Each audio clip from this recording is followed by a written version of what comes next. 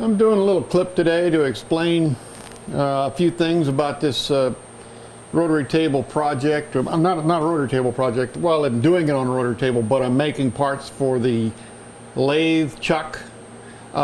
This is a back plate that I bought from Grizzly, and it started out at 10.4 inches in diameter with a D15 pin set up on it. And when I had to do some bolting on the other side, and you'll see that in a little bit. But when I drilled and tapped my holes to do so, I broke through the mounting flange on the rear where the red light is, and these very sharp edges are sticking out from the tapping. Now the bolts come flush with this bigger surface, but I don't like that because if anything ever got caught there, this is right up against the face of the lathe, but I don't like that sharp edge sticking out there, so I've decided to mill out the threads where they stick through. This is a typical job for my setup where I have the rotary table, a 10-inch chuck, and in this case we're holding the back plate for another 10-inch chuck that's going on the lathe. So I milled out, there's 6 of these slots that need to be milled out. I saved the last one to do an action video because at some point you get tired of seeing videos where people wave their hands and they talk about it. They may show you something, but you don't get to see anything working. So in this case, we're going to go ahead and unlock the table. I'm set at 250, so 250 plus 60 degrees, that's 310. So I'll run this over till I get to 310 on the marker.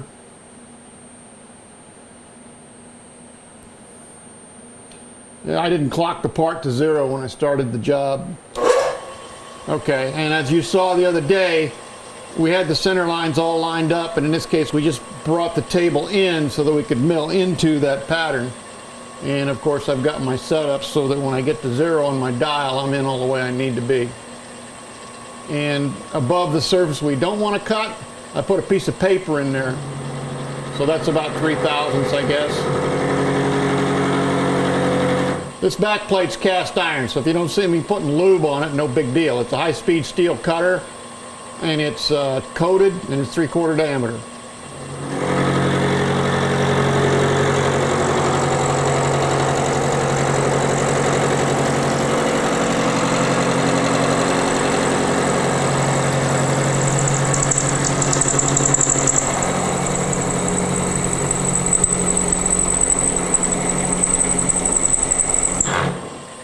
The sparks you see are the hardened Allen bolt underneath, not the cast iron. So that was the name of that too. Let's clean it up. I know, don't use compressed air.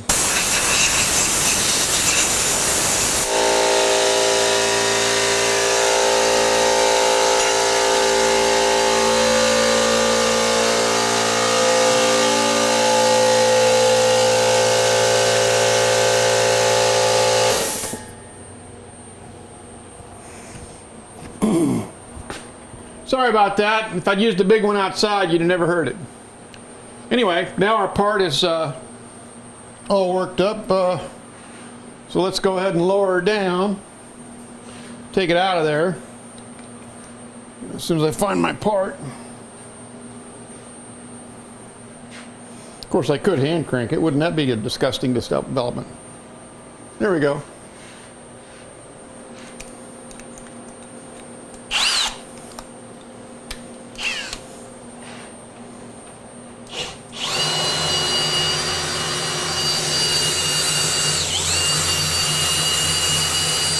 That's all the way down you want to go, based on the telltales. Now I'll bring the power head, the spindle back up. Here we go. We weren't down very far on that. Now to get unlock it, first we've got this, and it's clamped from the inside, so you got to tighten to loosen. There we go. Now, this is for a run-true truck. So when I bought the piece from Grizzly, it wasn't thick enough to make a register surface and turn it in, so I cut a piece of steel and used my flathead Allen bolts to bolt it onto the piece, and then with it mounted on the D15 pins in the lathe head, I went ahead and cut my registering surface for the chuck itself so that you can use your 4 screws to center that chuck up and make it a accurate device without having to grind the teeth. And of course there's a witness mark right there. There's another one right here. I'll probably never take these bolts out, but if I did, I have a witness mark to be able to get them to where I'm not off by 60 degrees or more or less. So that's the name of that particular vignette. Cut. Can you hear me now? Okay. Over here on this bench we have the modified Grizzly backplate, Lathe backplate, and all the parts that came off the chuck system.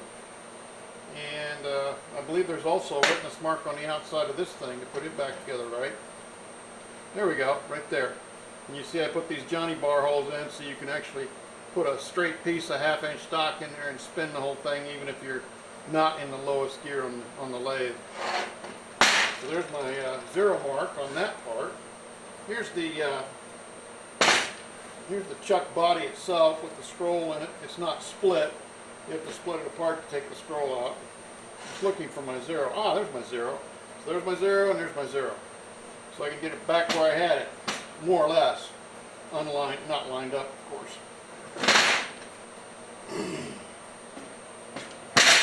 There we go. The zeros are off a little bit. There we go. That's even better. Now I can put my screws in. You can tighten them up, but you'll just be loosening them back up a little bit when you center this thing. Get all those in there. Use 2 hands while learning. Okay.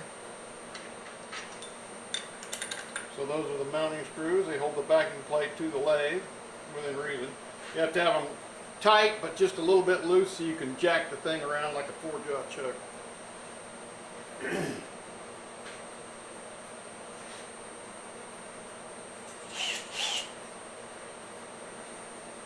Now, using a bit and a power drill the way they do on some of the other shows, we can, let's see, I need a 3/8 driver. Beware.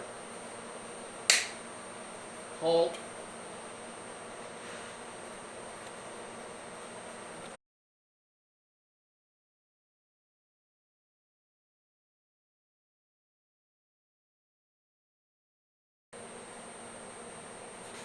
Now, doing it the way you do it on vintage machinery, we've got our electric drill, turn her to tighten.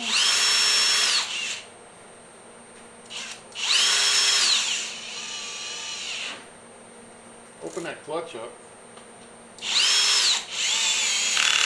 There we go, that's better.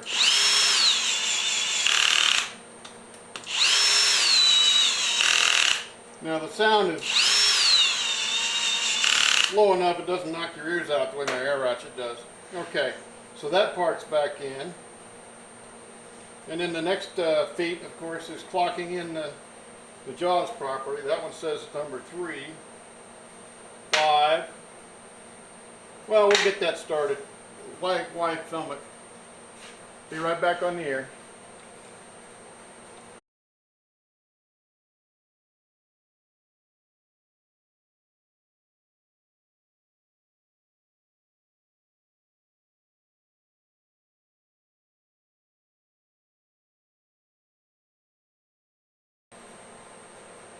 Alright, off camera I got all the numbered chuck jaws back into their, or chuck jaw bases back into their numbered slots, engaged in the scroll properly and in sequence.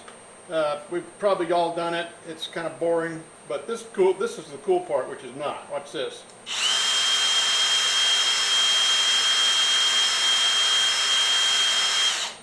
That lets you see how these things really work.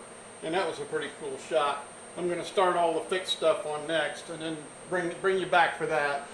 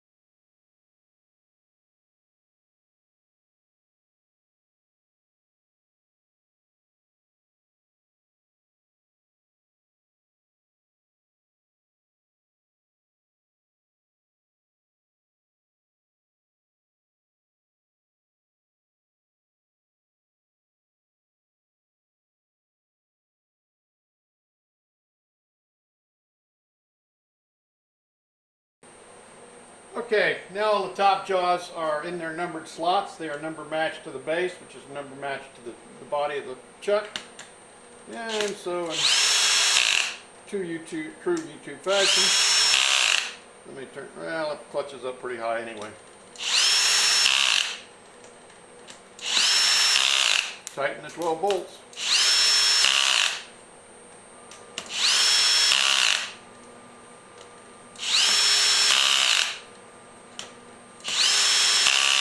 Easier to do here than on the lathe, that's for sure.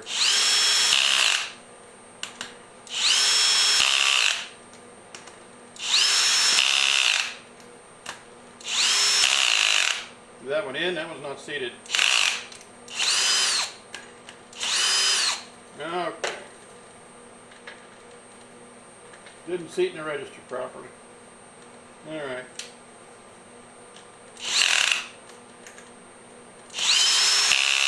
There she's seated.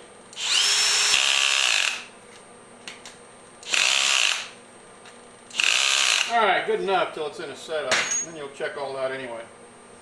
Now we're going to flip it over off camera and get started on the next stage.